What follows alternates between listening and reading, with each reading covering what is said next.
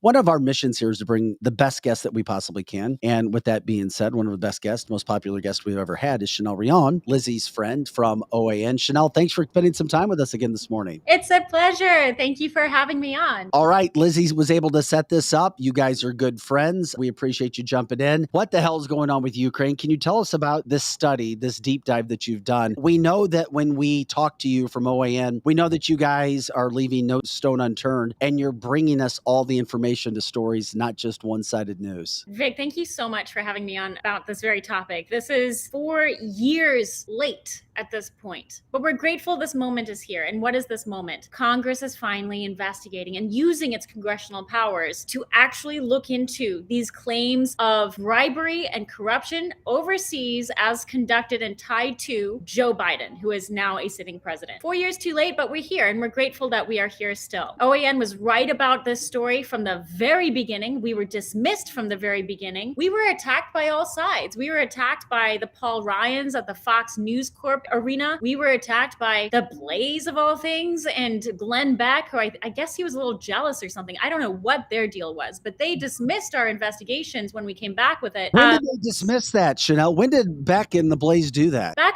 when I came back with the investigation. Keep in mind, I was only 6 months into the new job at OAN. So this has been a few years. People could not believe what was going on, what we were bringing back. This is in 2019, November of 2019, when I picked up the phone. I called a few people, found out there were some people trapped in Ukraine that we needed to go visit. OAN bought some plane tickets. We flew over there. We tracked these people down. I investigated the entire story as it was told to us at the time. And that was that Joe Biden had pressured the government of Ukraine to fire the prosecutor general, Viktor Shokin. Viktor Shokin, as you might recall, was investigating at least half a dozen cases related to Burisma and Hunter Biden, in turn, the Biden family in Ukraine. These were business relationships that were worth to the Biden family several $millions, at least $5 to $8 million by our estimates. And when we flew to Ukraine, we found the prosecutor general who was fired. We found his successor who was handpicked by Joe Biden. We spoke to members of parliament who had known about the Biden family in Ukraine for years, and they all gave us the same story. And that was Joe Biden was corrupt. He used his influence as vice president, used American taxpayer dollars as leverage, and pressured Ukraine to change its policies,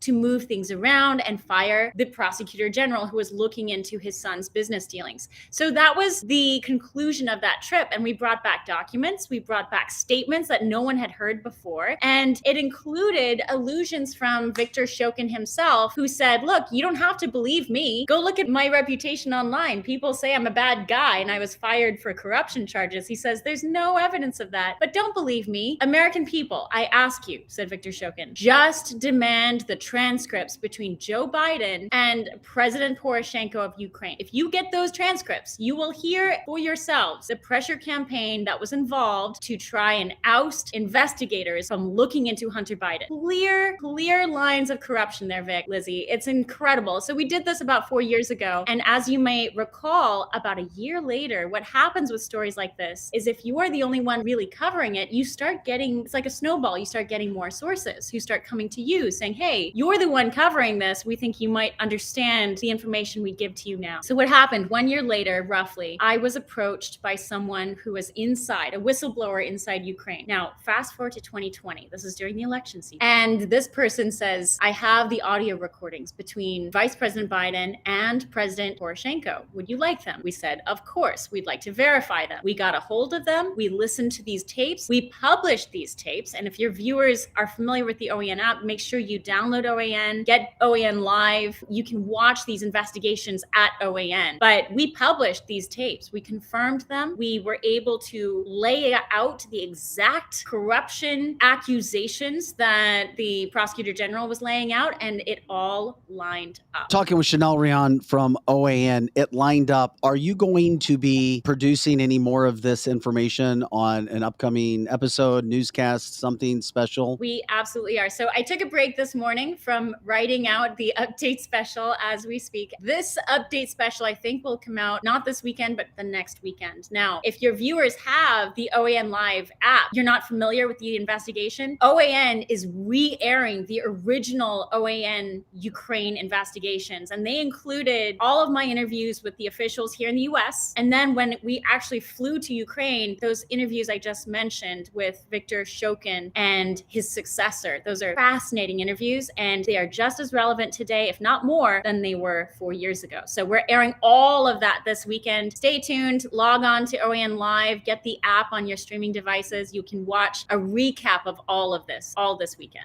And I highly, highly recommend that they do that they go back and listen to it, because I know Chanel personally, and she does not lie. So if she says it, it's the real deal, and you have got to watch it this weekend so that it sets the stage for what she has coming up weekend after next. It's imperative. It's imperative. Michelle chimes in saying OAN is the only news channel I watch, as all others are deep staters. Yep, Also, yep. Robert said, Chanel, since you know people at OAN and you're part of the people at OAN, he was curious if there could ever be an alliance between an organization called the United Network News. I'm not all that familiar with them. Also, we had breaking news just a short time ago. Hunter Biden pleading guilty to some tax charges, a gun charge. Is there anything you can tease with his association or not, or at least take him out of the association with maybe involvement regarding Ukraine in some capacity? Oh my gosh. So this is terrible news actually coming out of the DOJ this morning, because, and I think you guys are all on the same page and the same thought process. This is a slap in the wrist. Oh my gosh. Hunter Biden spit out gum on the sidewalk. Let's punish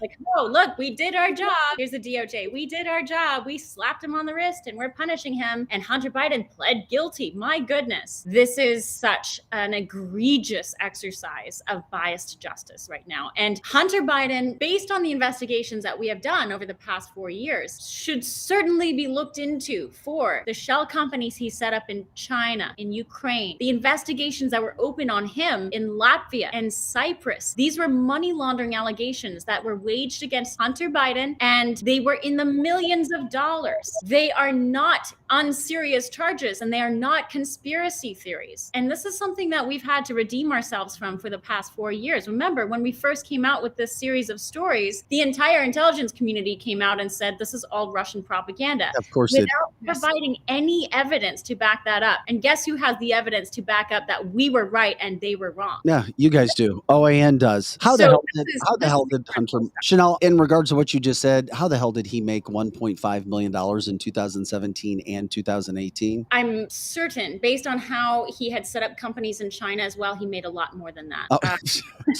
So that's just chump change, Vic. That was a lot more than that. It may not be the best news in the world. We want justice. I know many conservatives don't feel as if this is justice regarding Hunter, if this was all to end right now after he agrees to plead guilty in a federal tax and gun case. However, the U.S. Attorney for Delaware, David Weiss, who has been in the investigation, said that this does not mean the investigation is over. He says, quote, the investigation is ongoing. It may be conjecture on your part, but do you feel that there is something else that they could tie Hunter to regarding the big guy or any other of the crime syndicate family that is known as the Bidens? Here's something, and I've actually discussed this with members of Congress too, because I have reached brick walls when it comes to this question. But here's something. Why don't we ask about a man named John S. Flynn? John S. Flynn was a staffer in the vice president's office. John S. Flynn shows up in an email on Hunter Biden's laptop. He emails from his official vice presidential email. And what does he email? He emails Hunter Biden on his business line, in his business email. So a staffer from the vice president's office emails Hunter Biden's business email, a civilian, he doesn't work for the government, does not have an official post inside the White House, and tells Hunter the time and date that Joe Biden is going to hop on a call with President Poroshenko of Ukraine. There are dates, there are timestamps, there's an email.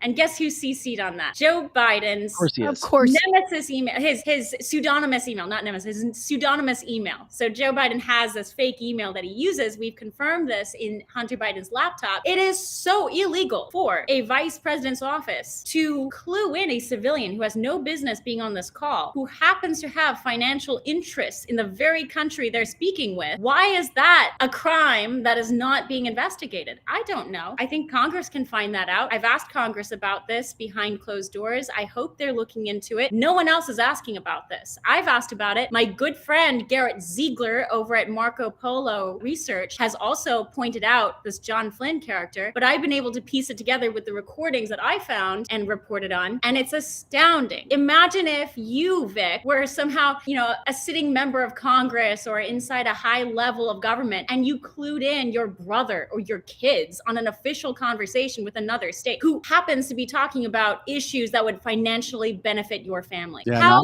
long would you last I as a don't believe in civilian? it. Hunter's a good boy. Hunter's just a good boy. He's misunderstood. I don't believe any of this, Chanel. He's just a really, really good kid. Everything's He fine. sings in the choir too. He sings in the choir.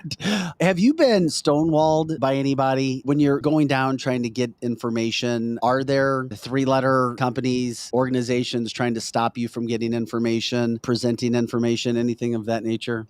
To answer that question, I think I'll just tell you a very brief story. When I was reporting on the audio recordings back in 2020, I asked for comment from the Biden campaign. And I said, hey, I have these audio recordings between Joe Biden and President Poroshenko. Would the Biden campaign like to comment on these recordings? We are about to publish them. Normally, a campaign will get back to you with some kind of comment or say, that's normal.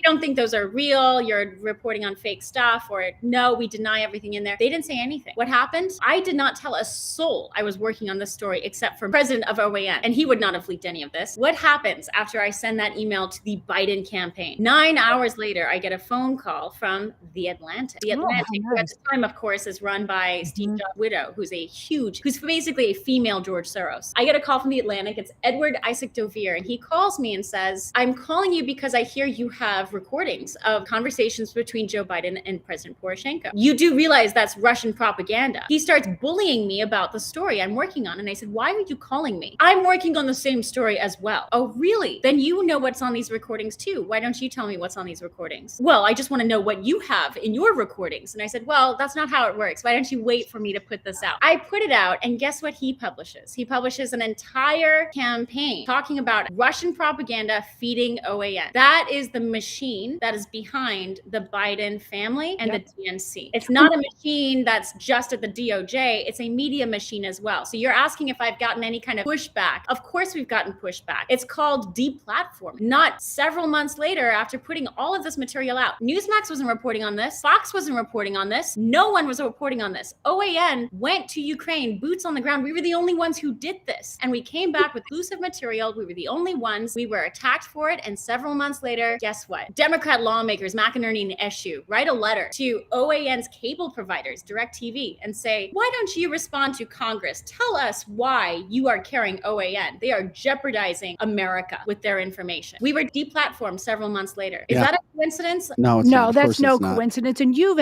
often in many articles been called a Russian spy too. Sorry. It's like, oh yeah, that's Chanel. She's a Russian spy. Oh, that's a resume builder. You got to put that on there. Yeah. That's what she given how wrong they've been on that storyline, at this point, that's almost a badge of honor. I will not go that far, but at this point, based on how wrong they've been on the Russia story, it's basically a code for them that you are a threat.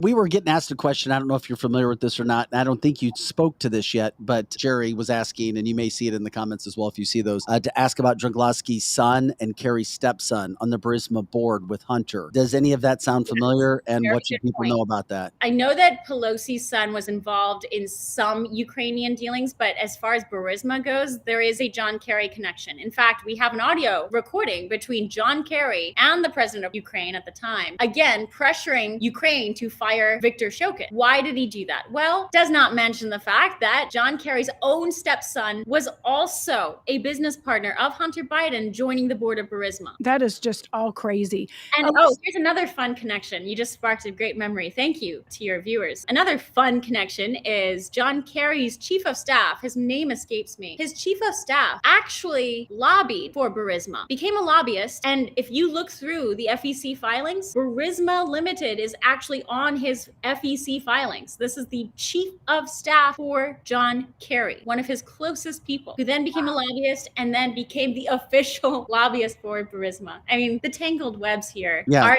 tangled, but at the same time, if you zoomed out just a little bit, it paints a very clear picture. Democrats Democrats are very corrupt. They've been covering up the trails of Joe Biden for years. They've been covering up the trails of other powerful Democrats. And there are even Republicans on this list. Look at the Romney connection. Look at lots of connections here. But at the end of the day, the Biden connection is the most egregious because he was vice president and he was actually leveraging that position to influence foreign policy using your and my tax dollars. But do you think anything's going to be able to come out of this with the House Oversight Committee and Representative Comer? I'm glad that we've gotten as much as we have to this point, but I think most Americans that actually do the deep dive and care are like, wait a second, we need a whole lot more. I think that goes back to this conversation of redemption. OAN needs to be redeemed. We've been right about this story from the beginning. If we are having to go over old ground and then we're all bogged down with this corrupted narrative that this is potentially not true information when we know it's true information, then we would be a lot further down the road towards untangling this entire criminal ball of wax. But it starts with the redemption for those of us who have been talking about this and have been talking about it accurately for a long time. And then it has to do with the spines of our lawmakers. I think Comer is doing a great job responsibly unraveling a lot of this. We know that Chuck Grassley at the Senate side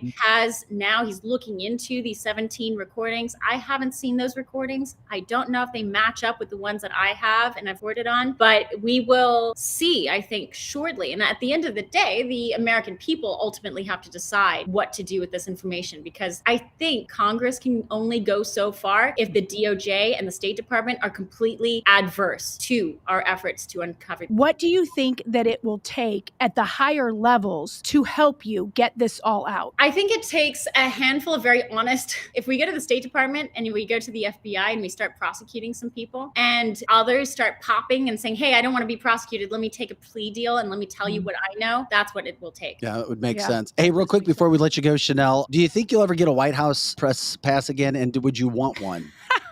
I have one, actually. Oh, you do have one. Okay. We thought it's right here. But you know how worthless this is right now? I mean, get in there. House that exists as it stands. And I know there's a handful of people out there, a fringe group who says, oh, the White House is just a Hollywood set and nothing's actually out there. No, it's there. I'm there every day. I have a tent on the grounds. I put up a flag in honor of my Texas heritage. Come and take it. They've tried to take my tent several times, OANN's tent, but we're there to stay. I still have access to the briefing room. Do I get questions? Absolutely not. Does Press Secretary Karine Jean-Pierre have the courage to ask questions beyond that third row? Absolutely not. So until they actually get someone who's brave enough to take questions, you won't see OAN getting word in for a little while. No, you just got to continue to do what you guys are doing. OAN's doing a terrific job. You guys are fighting the good fight, and more people like you, no doubt about it. We support you. We'll continue to do that. And if there's any other stories, specials, things of that nature, let us know. We're promoting all around the country. We're not OAN, but our base is getting larger across the country, especially. You guys have such a great show. I love what you guys are doing. And Lizzie, you're doing a phenomenal job too. Yes. Thank you. It really is. I love watching you thrive. Your grandbaby is so cute. And Thank you so much. Social. But you guys are doing a great job. It's a great show. And I really appreciate that you guys are plowing through the wheat and the chaff and getting to the truth of stuff. Yeah, we're trying. Chanel, thank you so much for your time. Once again, real quick, remind people how they can catch everything this weekend, the app, and also anything else. Yeah, download OAN Live, #1, on either your phone, your smart TV. Get OAN Live. And if you don't have it, just go online. Get a subscription. It's really easy and it's really cheap. So support us there. Okay, I guess your son's away this morning. He's not making an appearance. Well, he's out there now. That's all. He was a superstar the last time we had you on with us. Well, you give Portland and Atlas a kiss from our family. I will. Thank you, Lizzie. Thanks, All right. Vic. All right. You got it. Chanel Rion from OAN. We appreciate all the time that we get with Chanel.